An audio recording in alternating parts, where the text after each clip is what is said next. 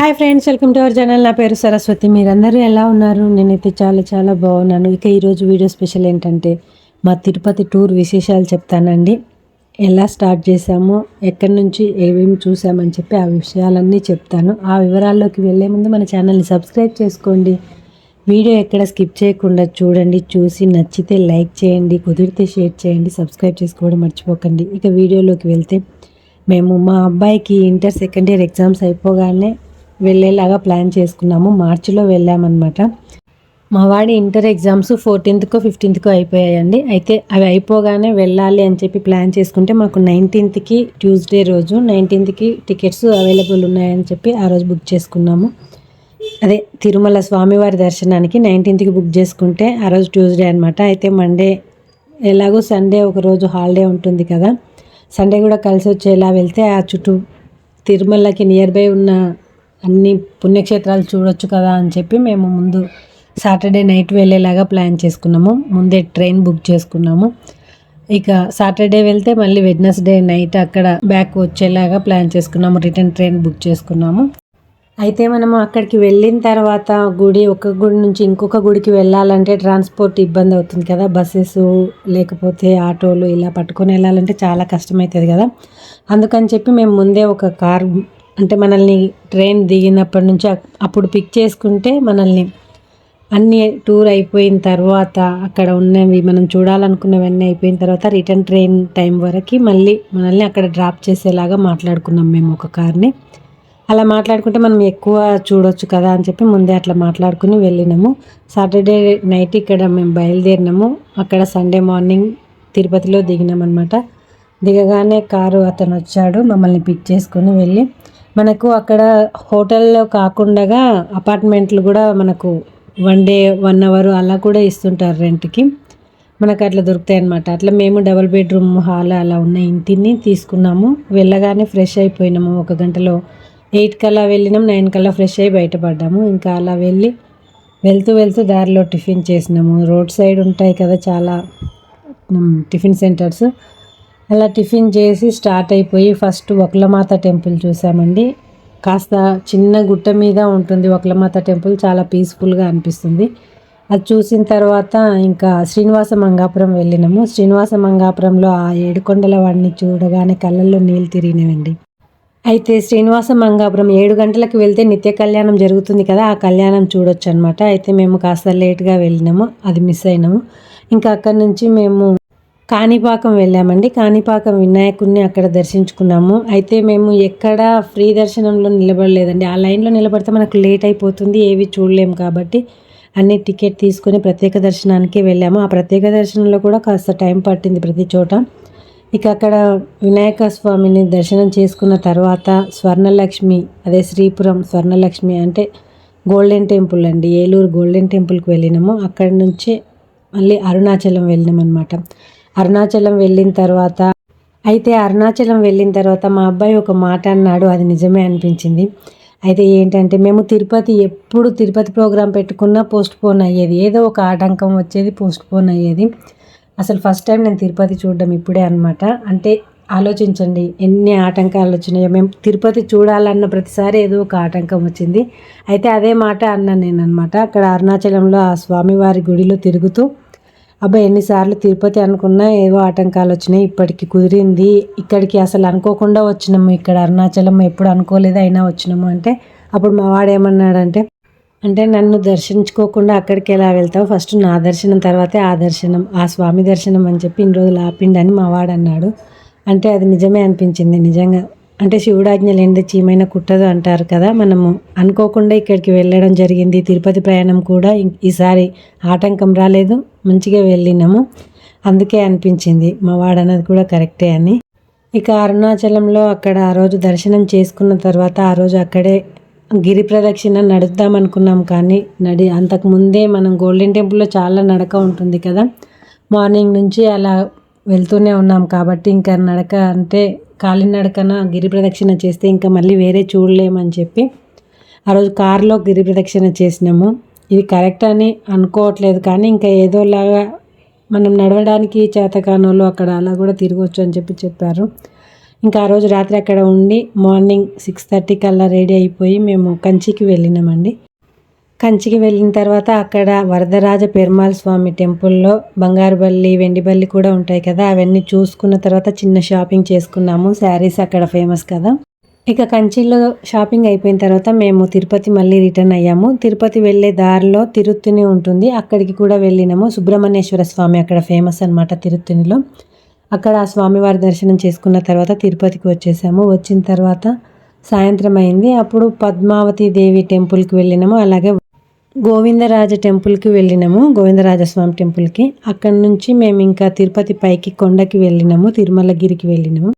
అయితే మేము ఇక్కడ 16th నైట్ వెళ్తే 17th అరుణాచలం, గోల్డెన్ టెంపుల్, వినాయకుడు అవన్నీ చూసుకున్నాం కదా. 18th రోజు వచ్చేసి కంచి చూసుకొని అలాగే తిరుత్తణి, పద్మావతి దేవి టెంపుల్, గోవిందరాజ స్వామి టెంపుల్ ఇలా చూసుకొని 18th నైట్ మేము తిరుమల కొండకి పైకి చేరుకున్నాము. తిరుమల కొండకి చేరుకున్నాక అక్కడ ట్రస్ట్ వాళ్ళది తీసుకుని అక్కడ స్టే చేసాం కదా.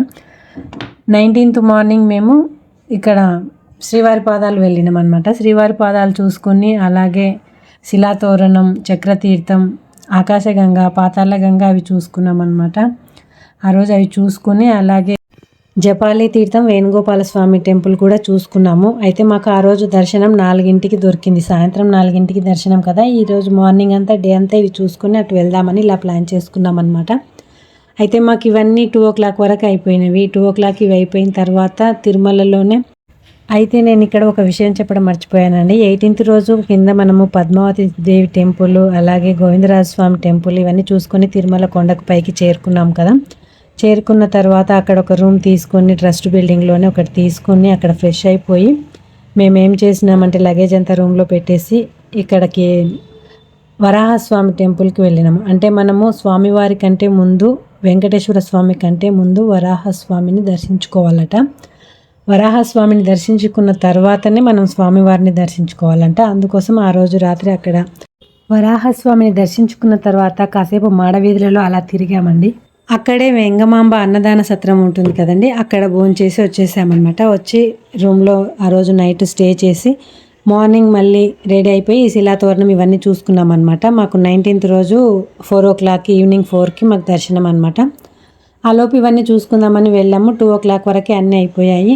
ఇక మా అబ్బాయి మా వారు అక్కడే కళ్యాణకట్ట దగ్గర తలనీలాలు సమర్పించుకున్నారు. అయితే స్వామి దర్శనానికి వెళ్ళేప్పుడు మన గుండు చూయించాలంట. ఇదిగోండి స్వామి, మా తలనీలాలు మీకు సమర్పించుకున్నాము అని చెప్పి ఆ గుండు కనబడాలంట. అందుకని ముందే తలనీలాలు ఇవ్వాలంట.